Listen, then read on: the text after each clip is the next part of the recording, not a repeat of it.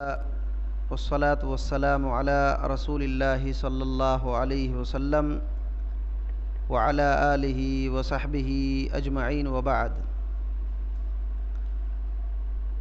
اللہ کے فضل و کرم سے ہم لوگ روزانہ عشاء بعد نبی کریم صلی اللہ علیہ وسلم کی باتیں سنتے آ رہے ہیں۔ ایک حدیث ہے جامع ترمذی کے اندر، حضرت ابو ہریرہ رضی اللہ تعالی عنہ بیان فرماتے ہیں کہ رسول اللہ صلی اللہ علیہ وسلم نے فرمایا، من عاد مریضا او زار اخا له فی اللہ ناداہ مناد بان طبت وطاب ممشاک وتبوأت من الجنہ منزلا۔ رسول اللہ صلی اللہ علیہ وسلم نے فرمایا کہ جو آدمی کسی بیمار آدمی کی بیمار پرسی کے لیے گیا، عیادت کے لیے گیا اور زیارت کیا، کیوں؟ صرف اللہ رب العالمین کے لیے، اللہ رب العالمین کے لیے اپنے بھائی کی زیارت کیا، تو ایک پکارنے والا فرشتہ پکارتا ہے۔ کیا پکارتا ہے؟ طبتا، کہتا ہے کہ طبتا، اور تجھے مبارکبادی ہو، وطاب ممشاکا، اور کہتا ہے کہ تیرا چلنا خوشگوار ہو، اور کہتا ہے تبوأت من الجنت منزلا، تجھے جنت میں ٹھکانہ نصیب ہو، تجھ کو جنت میں ٹھکانہ نصیب ہو۔ یہ حدیث ہے۔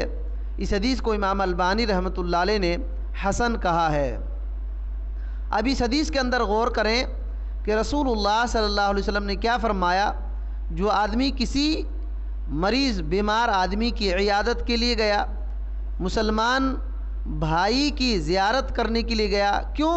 صرف اللہ کے لیے، صرف اللہ کے لیے، تو ایک فرشتہ یہ کہتا ہے کہ تجھے خوشخبری ہو، طبتا خوشخبری ہو، مبارک ہو، اور تیرا چلنا بھی خوشگوار ہو، تیرے لیے جنت میں ٹھکانہ ہو۔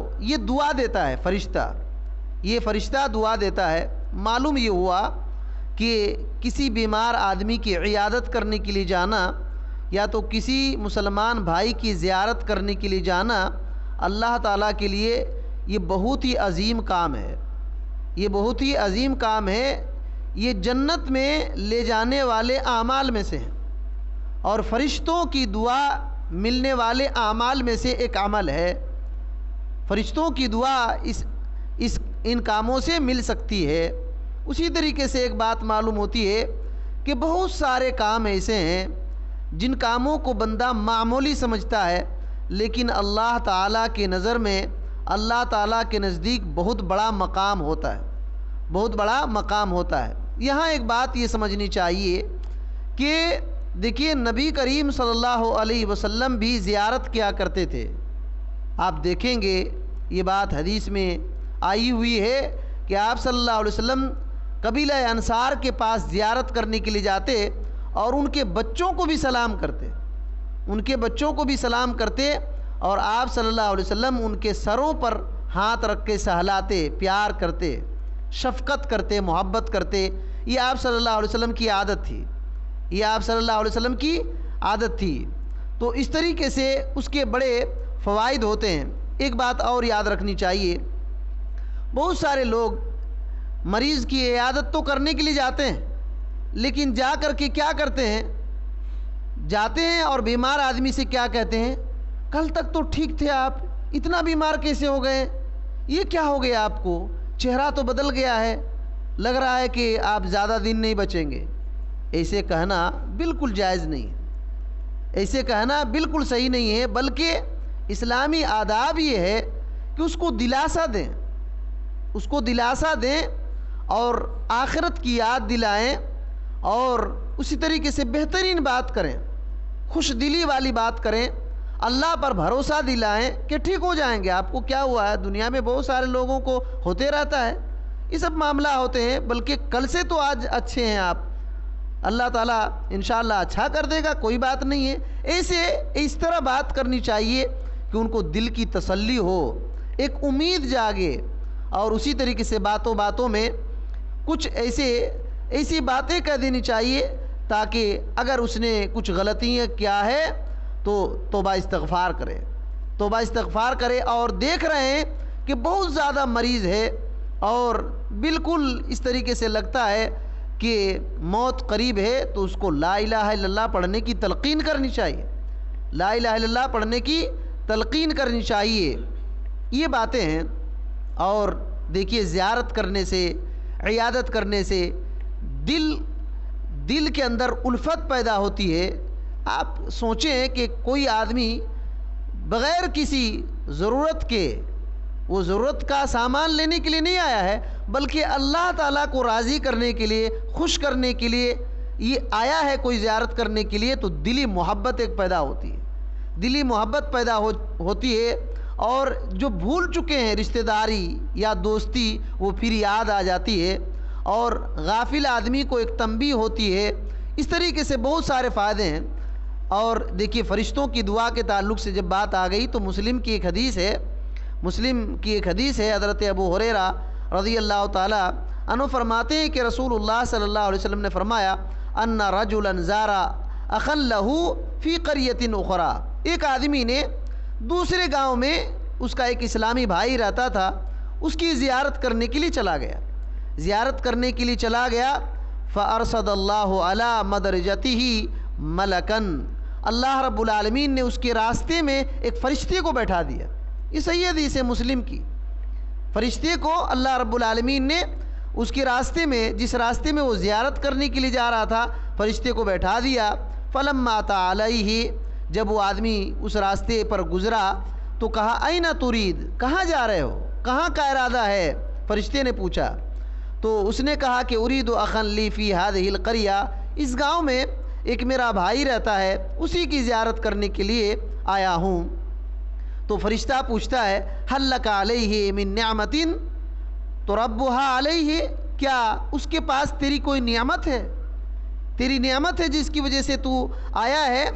تو اس طریقے سے پوچھتا ہے کہ کیا کوئی احسان ہے اس پر، تمہارے اوپر کچھ احسان کیا ہے جس کو جتلانے کے لیے تو جا رہا ہے؟